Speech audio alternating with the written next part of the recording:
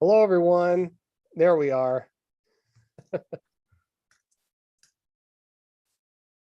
There we are. Okay, I'm seeing everybody's, seeing my camera responding now. Hello, everyone. We have 19 watching so far.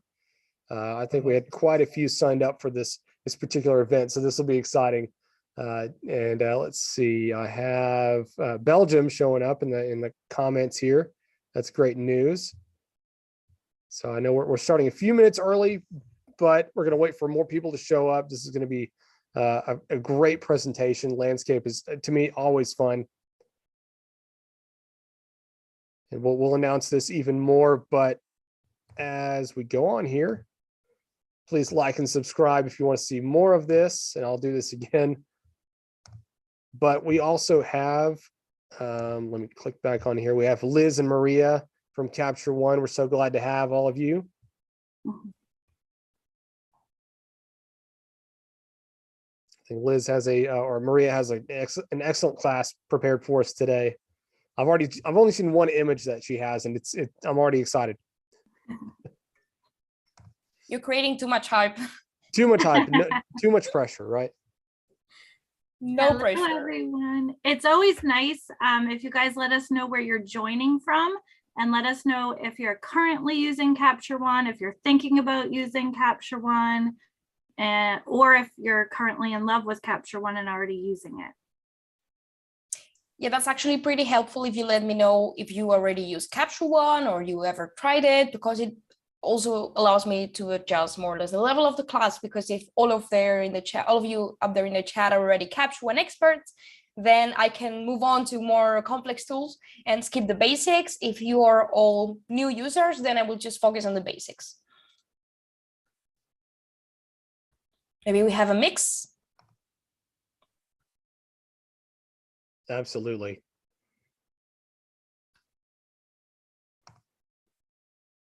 No, we have. Looks like we'll start here in about 60 seconds. I want to make sure enough people can join in. I know some will show up a little bit later, but for those of you that have already started, looks like we have 24 watching so far. This is being recorded. I'll make this note later on. This is being recorded, so if you need to catch this later on, not a big deal. I know this time slot doesn't work for everybody, but we tried to make it work for as many people as we could. And then, even with me, sometimes I'll join a live stream and then I'll have to finish watching it later on. So it's the way it happens. If you have any questions, please put it here in the chat here on YouTube. Yes, we are visiting each other on Zoom and then putting it out to YouTube. So please put all of your comments and your questions here on the chat feature. If you need to turn that on the sidebar of your interface there. Liz, I have somebody saying they've been using Capture One for 3 years and they're based in Florida. So we already have some users here, been using Capture One for 2 years. Dave in Seattle have been using Capture One since version 6. Wow, that's a long time. Version 6, that should be around 09, 2010, maybe. What version are, I know the names have since changed to the year that's being put out. What version is this that is on the website now? So this is version 22, which should technically be, if we hadn't changed the naming structure, it should technically be version 15. Oh, okay.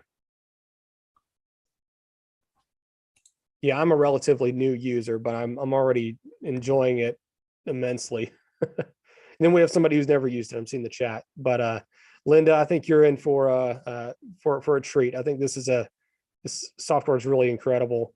Having used it for maybe 6 months or so, I've been very pleased with how well it works, especially coming from Aperture and Lightroom. It's kind of a breath of fresh air. Personally, I think it works really well. And for those of you that have not used Capture One, if you're interested, go to Capture One's website. There is a 30-day trial. Is that correct, Liz and Maria? That's correct. 30-day trial. So go ahead and download that.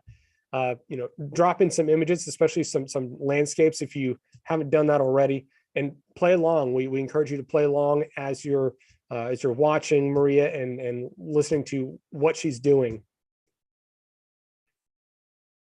So we have a pretty mixed up crowd with power users and people who never use it. So I hope that we can all learn something today, and that I hope that we can do it in a non-overwhelming way for new users. I'm going to try my best to keep it good for everyone.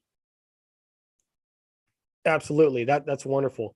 And if there are some basic features that maybe you're missing, Capture One has a lot of great resources on their blog. It's a blast. If you get carried away, you'll have way too many tabs open with different articles, because they keep it so well, so well put together. So I'm seeing we have 38 watching now. I'm sure we'll have many more come on here pretty soon. So let's go ahead and start it. Maria, I'm going to let you take over. Actually, Liz, is there anything else you'd like to say before we continue? No, I'm excited. Let's get started. All right, let's get started. I'm going to mute all my stuff so it doesn't clutter up the interface. Take it away, Maria. All right, let's do it. I'm very excited to be giving this editing session today. For the first time, we can talk about editing, and I think I'm going to have a lot of fun. Okay, so before we get started and onto the Capture One interface, I wanted to share with you a little bit on how I planned this session. For those of you who are new users to Capture One, don't worry if you don't know the tools very well. Some of the tools that I will be using will be a little bit more advanced, but you don't need to know everything from the first time, okay? Just focus on the workflow. The way I prepared this session is to share with you how I try to organize my workflow when I do landscape editing in this case. So this applies not only to landscapes actually, but to all kinds of images. And it's more like a conceptual thing, not so much like a technical using the tool thing. So it's more like a concept of editing. So the way I do this and the workflow that I will be following during the whole session, it's like a funnel. So I like to start from the top of the funnel with the more generic things like basic adjustments, light and contrast. Then I move on to color. Then I do a vignette, usually if the picture demands it. And then I would move on to more local adjustments. And of course, also before the basic adjustments, of course, I start with cropping actually. So I first look at my composition, then add light, contrast, color, and then on to local adjustments. This is the way I like to do my editing. This is the way that I'm going to show you how to organize your workflow. And it's useful because of different reasons. The first reason is that, of course, it helps us to keep a tidy workflow. And the second reason is that it helps us to think what we have to do in each individual image. I know that some of you may look at images, it also happens to me, of course, but sometimes we look at an image, we look at a raw file, and it's like, I'm not really sure how I can make this one better. So having this way of this pattern of doing the same actions in the same order will allow you to improve the way you look at images and to be very thorough with your editing. So that's the way I'm going to do it, and I hope that's going to be useful for you. So now I'm going to share my screen. I've got a couple of examples prepared. I wanted to start with this one that I have right on screen. Right now, it's one of my first landscape photos that I took about 5 years ago already. And I like to start with this one because it's edited already. Okay, so then I'm going to reset it, and then you're going to see what it's looking like from the scratch. And then we're going to do the whole process again. So I like to start with this photo for these landscape webinars because it's not a technically perfect photo. It's actually very far from technically perfect. It was one of my first photos, and I'm really attached to it. It gave me a lot of joy. The moment I imported this photo in Capture One, I was using another software in the past, and I was very discouraged to how it treated my images, to how it treated colors. So it didn't really motivate me to do the editing. And this was one of the photos that I brought into Capture One back in 2016. And I said, wow, this really is something, and I can really work with this. So I don't know, I'm like very personally attached to this photo. And it's also a very simple one to show the workflow. So this is why I started with this one. So this is the edited photo. Then I'm going to reset it. And this is the raw file. This is how it actually looks like. You see, it's a big change, but actually the adjustments in this one are not too complicated. This is why I thought this one's a good one to start. So because we already covered the workflow in another webinar that I recommend you to watch, I'm going to go right into the adjustments. Now in the new interface, since last month, we have all of the adjustments condensed into this tool tab, adjust. And I'm going to start right on from a layer workflow. the reason I'm not going to use my background, it's because I don't have an opacity control. So let's say that adjustments start to pile up as I develop the editing process. And then I realize that, I don't know, I contrasted this way too much.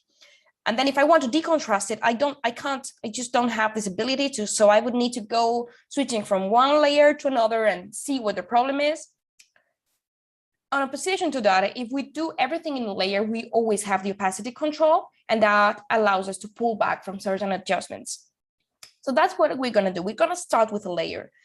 So here on the layer panel, we have this plus icon, press and hold. You look at this sub menu, this drop down menu. And what we are going to choose is a new field adjustment layer. This one here. So that gives us a new layer. If I press M, that's going to show the mask on the keyboard. So M, you can see that there's already a mask that covers everything. And this is exactly what I want it to be, because this is going to be basically like my artificial background, just for basic adjustments. So I think that I skipped the cropping because I think in the terms of cropping, I don't think there is much room for improvement here. I like it the way it is, actually. So I'm not going to do a cropping, but if I would have to do one, I would start from there. Then I will move on to the basic adjustments. But right now, because I have it on a different layer, let's say that I would like go a little bit too crazy here. Then I can just go back on the opacity and choose any opacity level between 0 and 100. And I think that's really nice. So let's begin. So the first thing I would do here is work on the light and contrast. Of course, we have a very underexposed image. It's actually not so much underexposed. It's more like we are lacking detail in the shadows. So I'm just going to bring the exposure up just a little bit. I like to start with exposure and brightness. So maybe also a little bit of brightness on the photo. Exposure and brightness are slightly different. Exposure is going to work with all of the information in the whole image, while brightness is going to be focusing more on the midtones. So they're a little bit more different. If you have any questions about that in the end, we can go back to this. So, but the first thing that I would do is start working on the light. It's slightly better, but of course we need to see what we do with the shadows. The high dynamic range tool in Capture One is one of, it's a very simple tool. It's very easy to use, but it delivers fantastic results. So I'm going to like completely overdo it, so you see actually how powerful it is in the way that it allows you to recover so much information from both highlights and shadows. In this case, it's very visible without completely ruining the image. Of course, this is very overdone. I just wanted you to see how much information you can recover. This is actually not a crazy raw file at all. It's from my old Canon 80D. It's the first camera I bought with my own savings. So it goes back, it goes a while back, and it's not even like a professional camera. So I was very surprised the amount of information I can recover from this old amateur camera file. That being said, I'm just going to adjust the shadow and a little bit of the highlights. So that's showing a lot more detail now. But of course, what we are lacking now is contrast. It's a little bit washed. I don't want to remove the haze. I think that this morning haze, it's what gives the image a whole feel. So I'm not going to remove that, but we are lacking some contrast. To do it in a very easy way for this first example, I'm just going to work with the contrast slider and maybe with the levels. So just a little bit of contrast. And it's also very useful to be playing around with the contrast slider and the shadow and highlights in this back and forth, because that will allow us to keep a very nice contrast while keeping all the detail that we want to save in the shadows. So something around there, we see that it's already looking so much better. One of the important things that we need to keep in mind when we are doing editing, doesn't matter if it's landscapes or whatever other thing, is we need to keep taking a look at the before and after. Why? Because if we stop doing the before and after, we might lose sight of where we're coming from. And by the time we look at the before and after, when we think we finished our editing, we might realize that we went a little bit too far, or that we completely ruined the mood of the image. So it's useful to keep doing that. To do before and after, you can simply click on this icon here. That's going to give you the full view. There's, whoops, sorry about that. There is also this split view slider that you can choose. And then you can do a dynamic before and after. Personally, I prefer to use the full view and then to toggle it on and off quickly with a keyboard. There is a keyboard shortcut, it's letter Y. So with this keyboard shortcut, you can just compare easily before and after. I think this is like the best way for me to do it. So this is before, this is after. I think that we are doing a good job here. Of course, there is so much more room for improvement. I don't want to do this editing like very complicated. This is just the example of how I would do like with the whole layer thing. Remember, we're still on the basic layer. And the last thing I would do here probably would be to just add some clarity. So we have the clarity slider now down here. We can bring in a little bit more clarity. And if we wanted to have like a more saturated effect, which might be useful for landscapes, there's actually this clarity method called punch. That's going to give you a little bit more contrast in the midtones, a little bit extra saturation. With the landscapes, it usually works really well. So I think I'm going to use that one. Maybe right now it's just a little bit too contrasted. So I will just pull back on the contrast just a little bit. And there you go. This is my basic layer. So again, before and after, these are all the basic adjustments that I want to do for now. Let's see if we need to go back to this layer for something, but for now, I think we're good. So that's the first step. Well, the second, actually, we would start with the cropping. Then the second step would be these adjustments. And then I would move on to color. So I like to keep the color adjustments and the basic adjustments separated because of the opacity balance that we can do in the end of the process. So I'm going to do, again, another fill layer, the same kind of layer that I did before, just for the whole photo. I'm going to call it color. Let's try to keep things nice and tidy. Again, if I press M, you can see the mask that is for the whole image. So now there is different ways that we can work with color in Capture One. I'm going to show you specifically one tool today that is probably my favorite tool in all of Capture One, which is the color balance.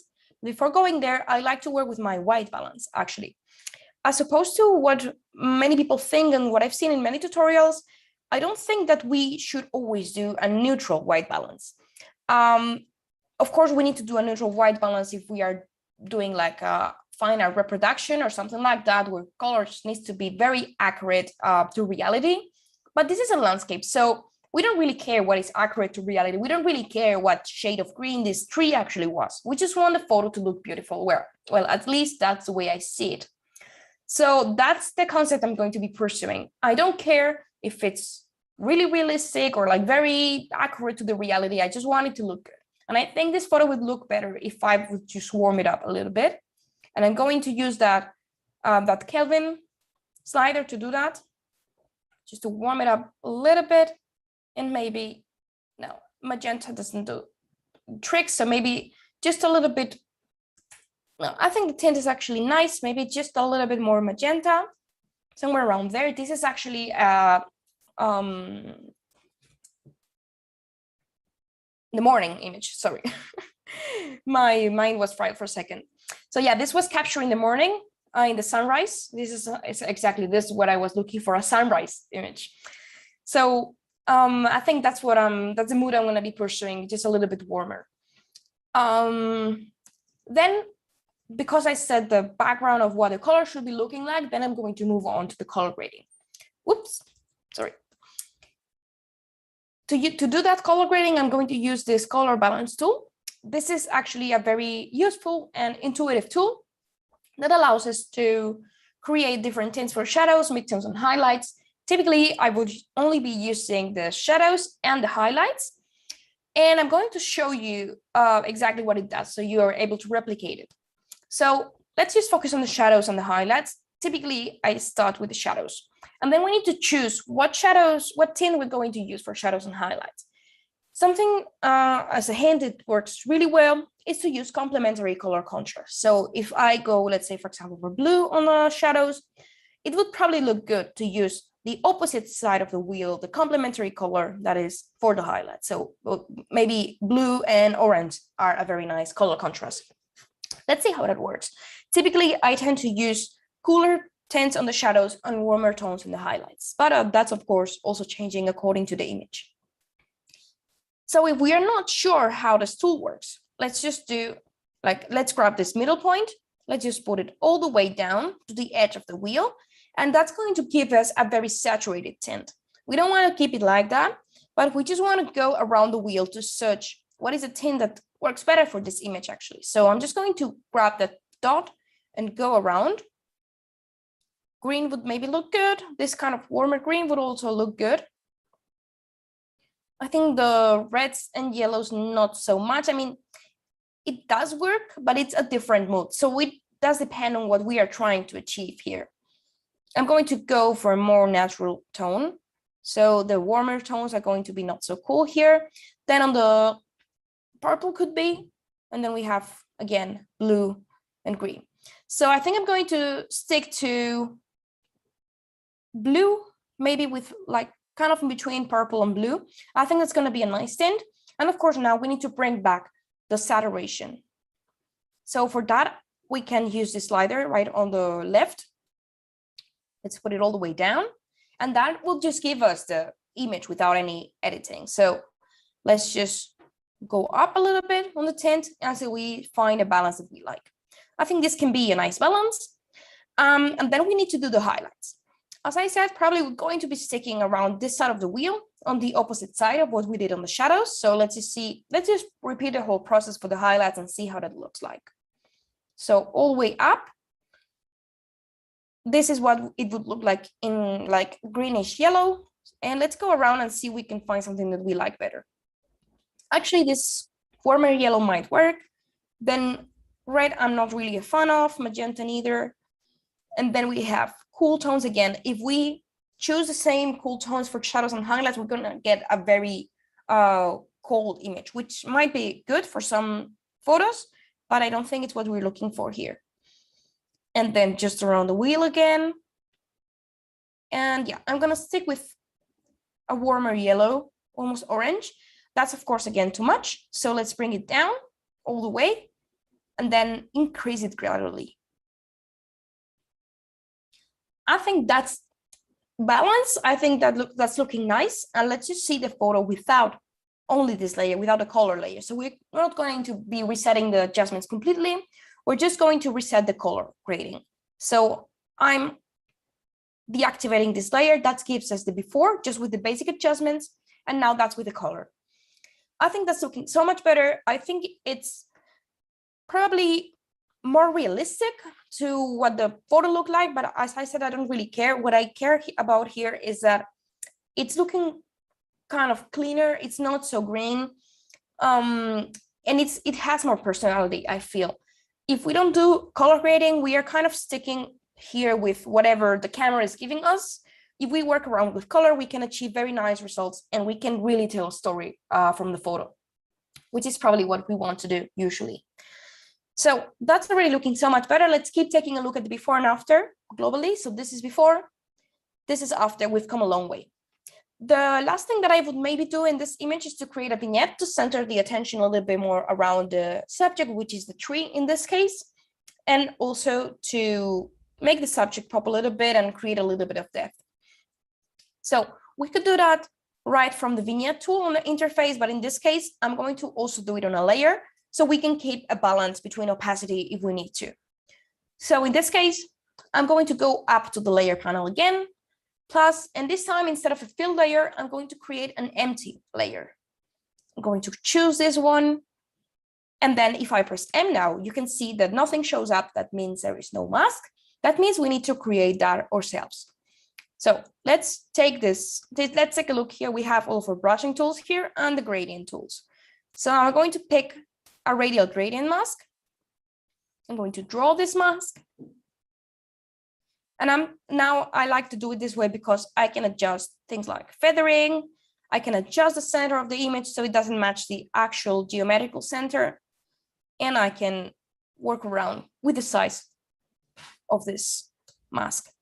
So now I just want to maybe bring down a little bit of the brightness and maybe a little bit, not the shadows, maybe the exposure, just a tad, maybe around -0.1, sorry. And that is a subtle effect, but I think it does work nicely.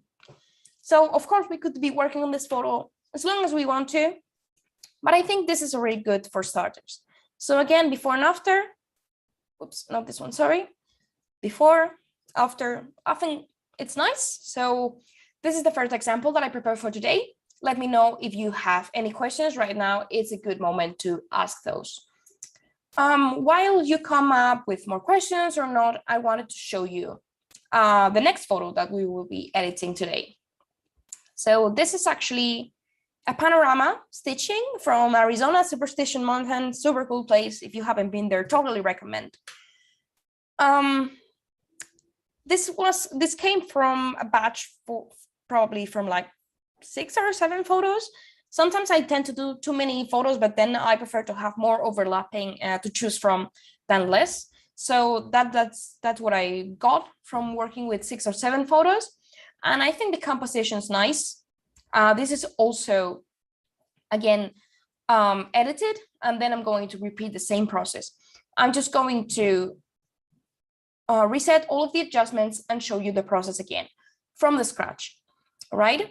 So yeah, I don't think there's any questions coming in, so I'm just going to dive right in. And then if you can think in the end of any questions about the previous editing or this one, you can just let me know any point, and I will leave some time in the end to answer all of your questions. Right, so this is the panorama that is already stitched. You can see that it generated a linear DNG file. So this actually behaves like a raw file. It's not exactly a raw file, but for what we are caring about here today, it does behave like a raw file. So let's reset this and let's see where this came from. This is a raw file. As you can see, all of these photos were nicely merged. It didn't create any artifacts or anything like that, probably because there was no moving parts. But if there were any, we could just always correct them with a healing brush. And again, let's go through the same process. Let's try to be tidy and do things in the same order. Obviously, here we do need to crop to get rid of this border. And just to center the attention a little bit more, we don't want to have so much air on this side and so much air on this side. And then I'm probably going to, sorry about that. It's just my cat doing weird stuff. I'm not sure if you can hear it. So yeah, we don't want to have so much air on this side or so much air on this side. And I'm going to be cropping also probably from here. So now I'm going to choose a cropping tool. We can do that from the shape tool tab or just simply from the cursor tool over here. And we need to make sure in this case, when we are cropping panoramas, to just keep it unconstrained so we can design the cropping in a way that suits us best. So something like there, and then I'm going to compensate just a little bit here and just a little bit here. Let's click enter and see how that goes. Actually, I'm going to hide this panel over here with the thumbnails so we can have more screen real estate. To hide the tools, you can simply do the keyboard shortcut, Command B, Control B for Windows. And that helps us a little bit more. Actually, want to have a little bit more air on this side.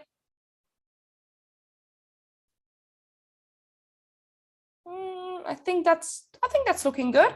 Okay. If we don't like it, we can always change it back to what it used to be or to whatever other thing, because this is all non-destructive editing.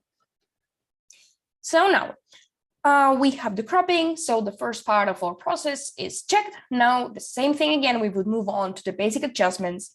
And for that, we again create a new fill layer, just like so. Again, we make sure that we have the mask. And again, let's give it a name. Sorry if it's been a little bit too repetitive, but I think that it's just repeating the whole process again and again and again that makes it stick, and that allows you to really see what you want to do, what you're doing and what you're looking for. So again, basic adjustments.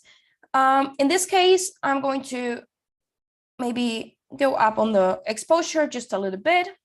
I think the brightness is fine. If so, we could only maybe this works nicely to just bring down the brightness and up the exposure. That's going to give us like an interesting concept. Then we would do the contrast, of course, and maybe after the contrast, I would move on to work with shadows and highlights. In this case, instead of working from the contrast layer, we could, of course, do it like so. but that does not give us a lot of room to decide what we want to do with the shadows and the highlights and the white and the black points. So instead of doing the contrast slider, if you are new to Capture One, you can of course stick to that. That's probably the simplest to adjust contrast, but I wanted to introduce the levels tool here. The levels tool was the first one that I started to use when I moved on from the contrast slider, and it's actually pretty easy to use. And even many times just doing the auto adjustments work. In this case, I'm just going to grab the black point and try to match it to where the information starts on this representation of the histogram here. So I'm going to try to have very deep blacks, very contrasted, punchy image. Then I can't do so much on the white side because this is already kind of borderline. But if I work on the highlights from here, then I can just keep adjusting that. And that's going to give us a very rich image. So even see if it's looking a little bit too black, you can just recover this detail from the shadow slider. And again, there's an insane amount of information that you can work with here. So it's just about playing around with the shadows and highlights and the black and the white to keep the balance that you like. So maybe something around there and a little bit more of the black. By working with the levels, we're also going to get a little bit of extra saturation because we're working with the 3 channels with red, green, and blue. So that's going to saturate this image and it's going to make it, I think, look nicer. This is very useful as a workflow for landscape images specifically. I think I actually wanted a little bit more brightness here. It's an interesting effect because we're waiting to like see this super blasting sun in Arizona, but then we actually had a lot of clouds that weekend. I've heard that is very lucky because clouds are not very usual in Arizona. So we're going to try to aim for like a lot of punch on the shadows so we can kind of feel the sun shining behind these clouds. And we're going to make it a little bit warmer, but that's just going to be moving on to the color adjustments. Of course, we can also work with clarity here, and I think it can benefit a lot from using the clarity. But instead of just doing the whole clarity as it is now on the basic adjustments layer, I'm going to create then after the color a different layer for the clarity. So we can add it selectively instead of just adding it all over the image. You're gonna see why. If I add clarity in everything, then maybe the mountains are looking really nice, but then over here, let's zoom in a little bit. So the mountain's looking great. It's looking like so much more volumetric kind of, but then when we have a lot of detail like in these bushes here, it's kind of too much and you kind of start to see this weird artificial feeling from using too much clarity. So that's not something that we want to do.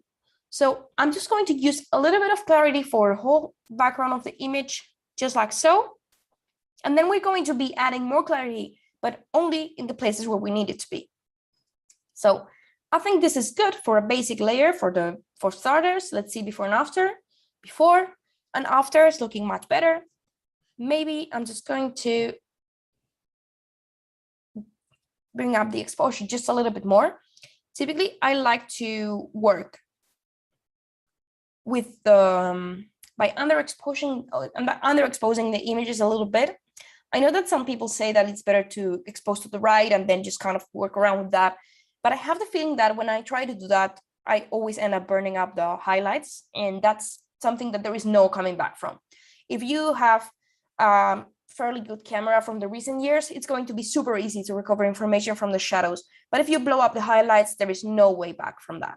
So that's what I want to do. I want to stay on the safe side of things. And in this case, we're working with a super low ISO, so there is not even a risk of bringing up any noise or any weird artifacts. So that's how I tend to do it. All right, then we're good for basic layer. Then again, we repeat the whole process the same. The next thing that we want to do is work with color, and again with a new field adjustment layer. So let's do that. Let's call it color, and again white balance, and then we will move on to the color balance. Maybe we'll also work with another tool. Let's see. Because this is the desert and we all have this mental image of the desert being super warm and everything being kind of yellow. Also, movies are kind of to blame for that. I'm going to aim for a warmer editing lights. So even if it's like weird right now, it doesn't matter because we can always compensate the highlight with the color balance tool. So let's see about that. Yeah, I think that looks nice as color. Even just by working with the white balance, it's already looking so much better, I think. So then we can just move on to the color grading, just like we did before. I'm actually not sure where I want to bring this with the color grading. So let's just work again as we did before.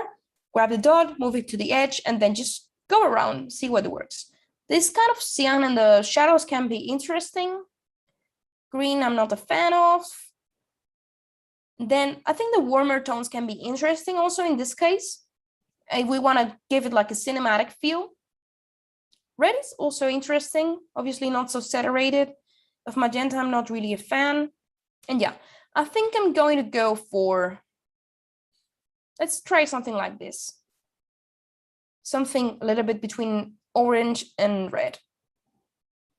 We go down on the saturation, same, if you see, it's exactly the same thing as I was doing before. So again, a little bit up on the saturation of this tint. I think let's keep it around here maybe. And then we can compensate the highlights. Typically, we would just move on to the other side and let's see what happens. So the other side, that's of course super cool, like cool in the sense of like cold. Green is not looking great on the sky. Then this is like too warm, so we really need to be on the cooler side to compensate here. Let's try this, like in between blue and cyan.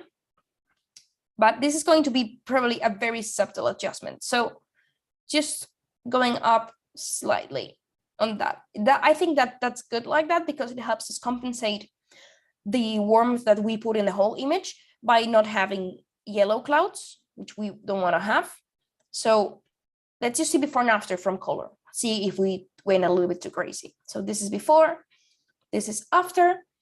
I think that we probably need to also touch the midtones a little bit here because here we can see that it's also going a little bit too red, but actually here it's looking nice. So I'm just going to pull it up just a little bit more from the shadows, and to compensate, I'm going to go on the blues, more or less like the same tone I chose for the highlights, maybe just a little bit, like a very subtle thing, just to make up for that. And I think I'm happier now about it. Maybe still, I'm just going to work a lot with the Kelvin just a little bit. I really want it to be warm. And there's also a nice effect that we can try. If you pay attention here on the color balance tool, next to the each of the wheels, we have also like a light slider that controls light. And when we work from this slider, as opposed to working from exposure or brightness, it's just going to be like an effect that it's applied in the end of the pipeline. So it's an interesting effect sometimes when we do it from the shadows here, like just bringing up the shadows just a little bit like so, because it kind of has this effect of washed out. And I think I'd really like it here because if we're going to go for like the cinematic look with a very wide screen and this kind of warm colors, I think it's going to look nice. So that's something that we can do, like add a lot of contrast from the base tools and then just redo the contrast just a little bit from here. As you can see, it's very different as an effect if we do like the contrast or like the shadow recovery. It's just like taking the whole level of black and just putting it up all a little bit. So I think I like it like this. So let's see the before and the after. I like it like that. Maybe it's just a little bit too much. So a little bit down. If we ever realize that we went a little bit too far with the color grading, we can again just pull down the opacity layer. And I think it can actually be nicer if we leave it around 85% just to blend, or maybe 90%, just so it blends nicely with the background. So I would conclude here the color adjustments. And the next thing I would do is to work on the vignette. In this case, because we have all of these elements in the image and because we have a very panoramic feel, I don't want to go for like a gradient vignette like I did before, like a complete oval or circle. I want to do it like a little bit more of a messy way. I don't want to feel like it's been a distortion from the lens from a wide angle, even if this is obviously not a wide angle lens, but it can create a weird feeling if we have like a very wide vignette here. So the way I'm going to do this, instead of creating a gradient, I'm going to brush it in. There is different ways to work with brushes in Capture One. Today, I wanted to show you how to use the style brushes. This is also one of my favorite tools in Capture One because it's very intuitive to work with layers, and the built-in brushes just work great. I'm not going to use any brush that I made, so it means that all of the brushes that I will be using, you actually already have in Capture One the moment you install it. So you see there is different categories: color, enhancements, and light and contrast. So I'm going to use the light and contrast ones, and I'm just going to go for the burning brush. So we have a Dutch and burning brush that we can use, of course, for portraits or whatever other thing, but I also really like it to design my own vignettes. So I'm just going to turn on this brush. You can see that the brush cursor tool is selected now, and then just going to work around with the size. You can see that by default, the flow with these brushes is very low. It means that we need to keep brushing if we want the adjustments to show. So let's say, for example, this is a little bit too much light on this side. So I'm just going to use my brush. It seems like nothing's happening, but actually a new layer was created. The name is the same with the brush, so that's very handy. And if I turn it off, you can see that it's already having an effect. What if I press M? Let's see that mask. There is a mask that is showing up gradually, very, very gradually. And it's just like my brushing that is creating this mask. So we can create all kinds of crazy masking here. And we don't need to be very specific in what we are masking. We can create like a really punk random mask. So I'm just going to brush it in, just like so, whatever I want to have, like a darker effect. So around the edges, not so much. And maybe just somewhere where I want to create like a contrast. So this is maybe like too much.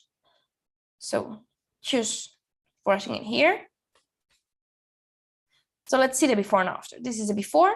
This is the after. You can see that it has like this slight vignette feel, but without it being like a vignette per se. So I like to do it this way when I have very panoramic photos, because otherwise it just looks very unnatural, in my opinion. So before and after the vignette, let's just see also the global before and after. Remember, this is very important. Don't lose sight of where you're coming from, because in the end, you can have a nasty surprise. So before, after also coming a long way. So some other thing that we can do on this image, of course, is to work around with the clarity. I brought it up before. I added a little bit of clarity on the basic adjustments level. And then I'm just going to do like another brush for the clarity. In here, in the enhancements brushes, we have the add detail brush. This is a very useful one. It's just going to throw in a little bit of clarity wherever we want it to be.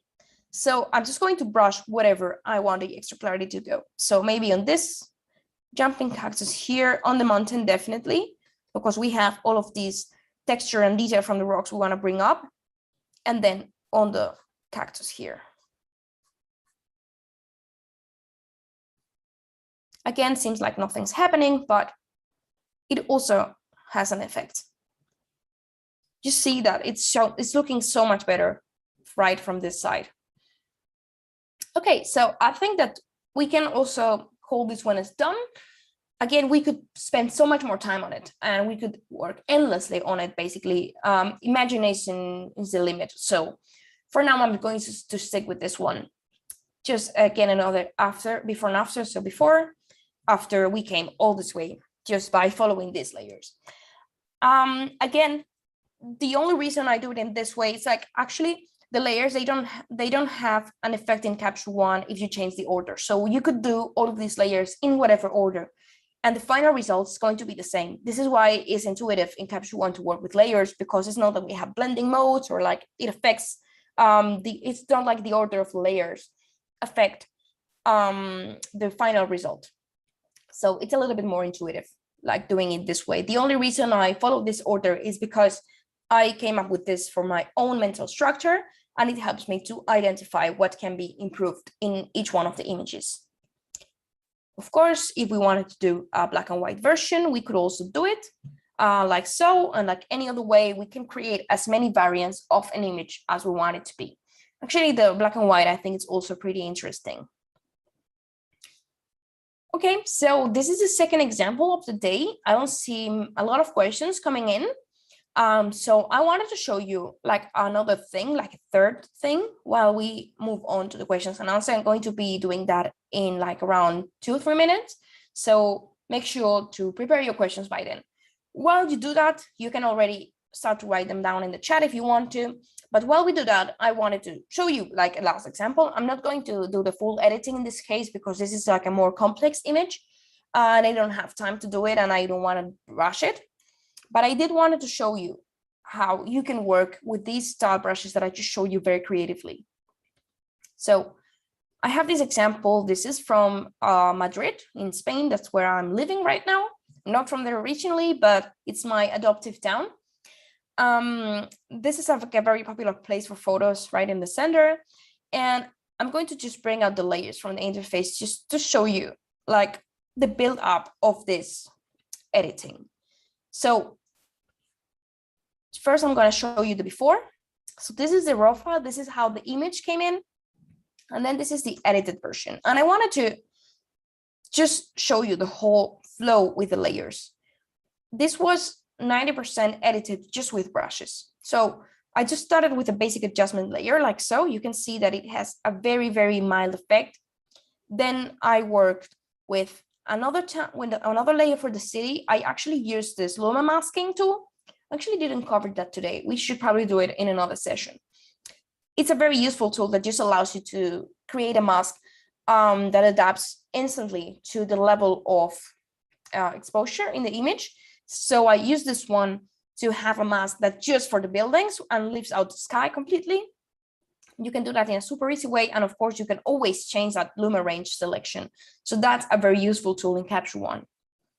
So I just did this mask and I work with the shadows and the highlights and a little bit with the temperature. Then I did another one for the sky. And it was very easy to do because you actually just needed to copy the mask from the city and then just invert the mask. And that gave me this layer that I could really use for working on that sky, bringing it a little bit warmer, bringing some of the highlights back. And then this is just the basic of the editing. And then what I did is just like keep building up by brushing in different lights from different colors. So you just start to work with these style brushes. These ones I actually created myself, but it's really easy to do. You just need to create your adjustments and save the brush.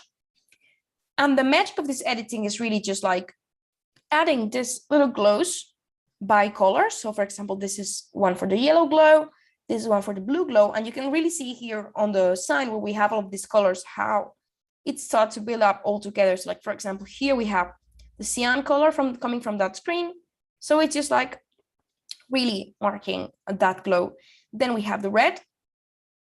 So you can see like this, it's actually really funny. This sign that is not actually lit from behind. It's just like a red sign, but you can just make it look like it has a glow by itself.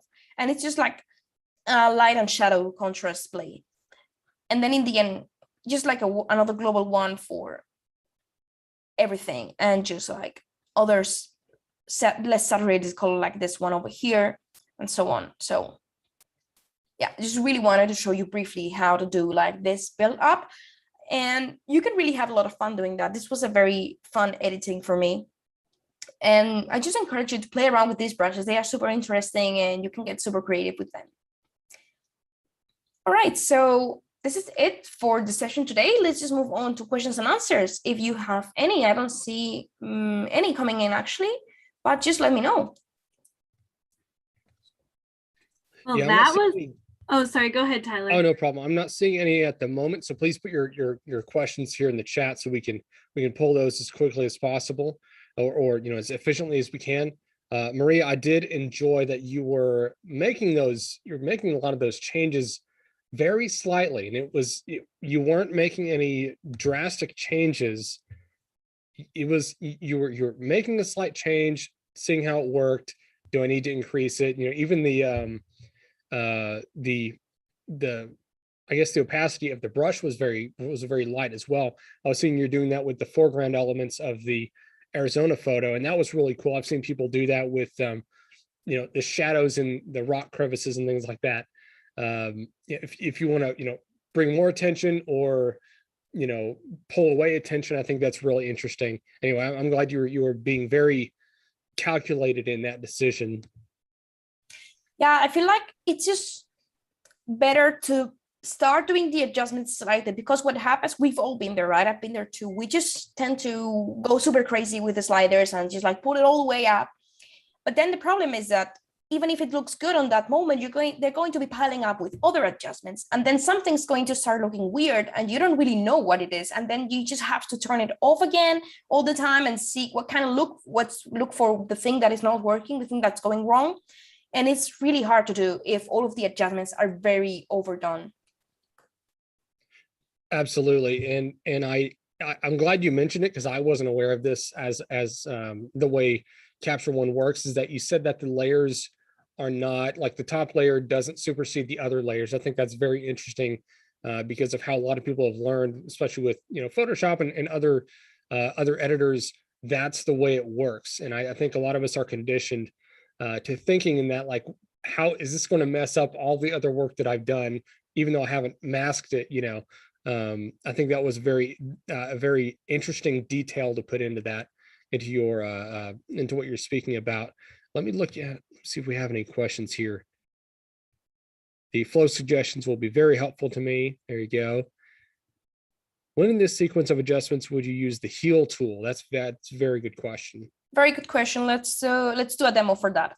So I would actually do that right on the end for different reasons. Again, following this funnel, that would be like on the end of the funnel. So like the more precise adjustments would be done in the end. And also another like technical reason is that this takes up a lot of graphic and CPU resources. So it's better just to do it in the end when you are finished with the rest of the adjustments. So let's just take this one, for example, and let's say that I'm going to zoom in here. And let's say I want to get rid of this pose, for example. So again, let's bring up the layers here. We have here all of the brushes. So this is a healing brush. That's the one I would use right now. And I would just do it right in the end of the adjustment. Again, it's going to create the layer automatically, so you don't need to worry about that. I'm just going to do this very randomly. I don't know how well or bad it's going to work, but let's see. So doing that, I think it's kind of nice. Yeah, only this part I need to correct. So I'm just going to erase this part of the mask. Just like so, and then just pick a different source point for that last part. So probably here. Well, could be better, but you get the whole point. I would do that right on the end, while all of the other adjustments have been already made. Okay, I can see good feedback from everyone. So thanks you for following all the way till the end. And I'm really glad that it was useful for you guys.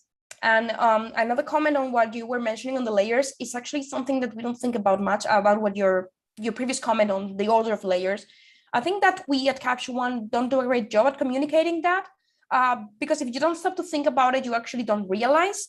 And of course, there is disadvantages to not having blending modes and the order of layers not affecting, like it's not as flexible, but I think it's also much more intuitive to start with.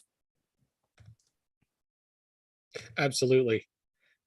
Let's see. Yes, this is being recorded, so this will be available to watch later. I know some of you can't make it all the way through or wasn't able to jump on as soon as we started. So yes, this is going to be on YouTube, obviously live right now, but after we end the stream, it will be available shortly after we click end on the live portion. Let's see. This was, yeah, there were quite a few complimentary compliments. This was very helpful in organizing masks and putting a flow for editing. That's great. We're glad to hear that. Oh, Jim was asking, I was wondering about layer blending. Hasn't seen this asked yet about layer blending.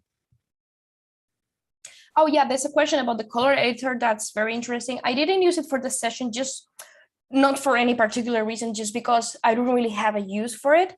but I would definitely use it either together with a color layer, or maybe if I would need to do like a very specific color selection, I would do a different layer just for the color editor. So let's see, for example, if I wanted to select this very particular shade of orange and not the red shades on the background, then I would just create a different layer to do so. But then if I wanted to, let's say, just change a little bit the shade of the sky, which I think this can actually benefit from, I would just do it on the normal layer with all the colors, just choose the blue and then just change around the shade. For this kind of photo, I think that it just benefits so much for having like this kind of more cyan sky. No, that's a great point. I've used the color editor specifically for that. And I've also done it for some real estate photography where I needed to make sure that the walls were as white as they could be. So I pull down some of the saturation. So yeah, very that's useful very use useful. case. Yeah. Let's see. I haven't seen this asked yet, but I was wondering, it might be a good thing to talk about, and certainly the one for next month as well. Could you briefly talk about luminosity masks? That's something I learned fairly recently, and I was like, you mean I don't have to draw out the mask for the entire background? Yeah, that's fantastic. It's an amazing tool, and I actually should have left some time to do it here. But let's just do it. Let's maybe pick the black and white edit, because I think it would really help us to work with those clouds. So the tricky thing with the Luma range mask is that you need to start always from a fill layer. Why? Because this tool does not create a new mask. So you need to make sure that you already have a mask, whether it's a gradient or a full mask or whatever. So once that you have this mask, then you would click on the Luma range tool. The Luma range tool comes like this by default, but then you can modify the ranges you want to be. So the good thing about this is like make sure that the edge is really defined, and then it doesn't matter if it's not perfect up here, we can always rebrush it in. But the good thing about it is that we can make sure that we are, look at the precision for this contour. It's just amazing that you don't have to do the whole thing by yourself. And if you want to have it a little bit softer mask, you can increase the radius and you can decrease the sensitivity. Depends on what kind of photo you're masking. But yeah, just make sure that the edge is looking right. Then we can apply it. And then we can just get rid of the things that we don't want to be without having to brush it all the way in. So what I would do now is this is actually very useful. You can choose the Grayscale Mask. This is also a kind of hidden option that not so many people know, but if you go Alt-M, you can see the mask in grayscale, which is very useful in this case, because if you want to get rid of, let's say, this part of the mask, then you can just do it super easily. Make sure it's not contaminating the other part of the mask. Just like so, but you can see that it's very, very accurate on the edges, which is the tricky thing. So you would just do like, I'm not going to do it perfectly, so I can show you actually how to work with it. Something around there, and then you would just pick the brush, and I need to increase the flow now. And you need to rasterize it for that. And then you can just, whoopsie, do the whole sky thing. Right now, the good thing about it is that you have a super precise mask for the sky that will not ruin the clarity or the contrast in the rest of the image. So let's say, for example, here, I want to do more contrast and I want to take down the brightness, but increase the exposure just a little bit and have like a very nice balance. Of course, this is a black and white edit, but we could also take advantage of it for like working with color, like do like a very dramatic sky, just taking advantage from those clouds that usually don't show up in Arizona. That would be probably a little bit too much from this part of here, but it's like you can just adapt it to your needs. And then when we do that, of course, all of these little spots show up, then I would do the healing with the healing brush. But yeah, that's a good thing about it. We can have this super specific mask. And also you can just copy and paste masks through variants and different photos. So if I would just use this one, I can just reuse it for this other photo, just the mask, and then clear out the adjustments and just keep the mask if I want to. Wonderful, wonderful. Let me see if there are Really any cool. more questions. But the good thing about Capture One, and it's like I stopped kind of using the Luma range mask and things like that because I just got like too used to the brushes, just like brushing in the adjustments. And I'm like super lazy with the mask. And sometimes lazy is good because it allows it to be faster. So I eventually moved on from doing super complicated technical masking, and I would just like, since I discovered the Wacom, it like changed my editing flow so much because it's just like so much fun. I have a background in drawing, so it just like feels like drawing. It's just so much more fun for me to just brush in. Oh yeah, absolutely. No, you get much more precise control. Let's see. I'm not seeing many more other questions. I know we have another presentation on the 30th of August. Is that right, Liz? Yes, that is correct. So for all of you who really appreciated and enjoyed this class, please join us again. We're going to do a portrait editing class with Maria. So please go ahead and register. I did drop the link in the chat, so you can register goes right to Eventbrite, and you can register there.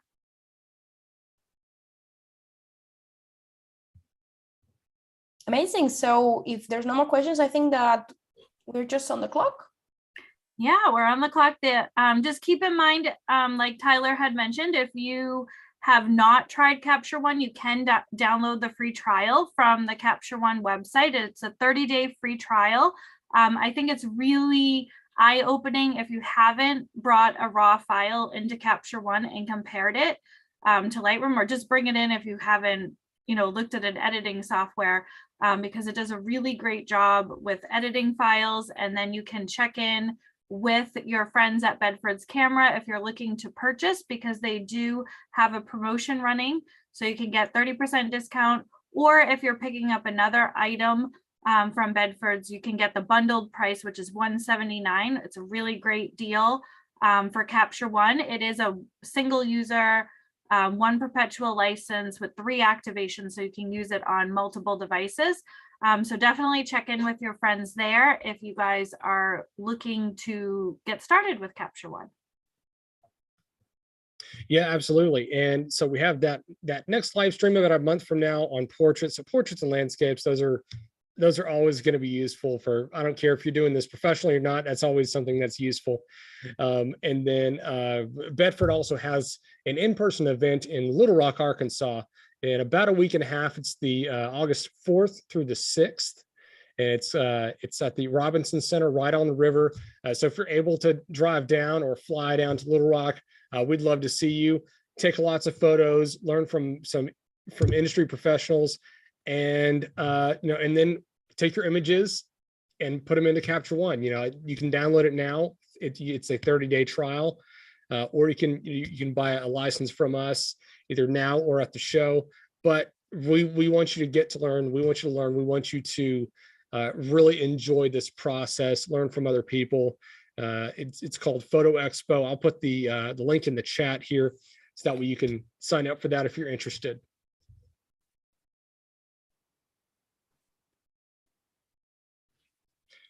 Well, Liz or Maria, do you have anything else to add before we let everybody go for the day?